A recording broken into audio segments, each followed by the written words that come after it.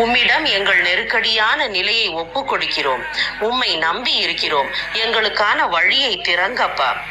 ஒரு அற்புதம் நடக்க ஏக்கத்துடன் ஜெபிக்கும் இந்த பிள்ளைகளின் வாழ்வில் அவர்களுக்கு தேவைப்படும் அதிசயம் நடக்கட்டும். இப்போதே செய்யுங்கப்பா. உதவியும் தயவும் எங்கிருந்து யாரால் கிடைக்க வேண்டுமோ உடனே கிடைக்கட்டும். மாற வேண்டியவை மனிதர்களோ சூழ்நிலைகளோ மாறட்டும். மத்தேயு 19ஆம் அதிகாரம் 26ஆம் வசனமும் லூக்கா 18ஆம் அதிகாரம் 27ஆம் வசனமும் மனுஷனால் கூடாதது தேவனால் கூடும் என்று உறுதியோடு கூறுகிறபடி, தேவனே எங்களுக்கு வேண்டிய அதிசயத்தை இப்போதே செய்யுங்கப்பா.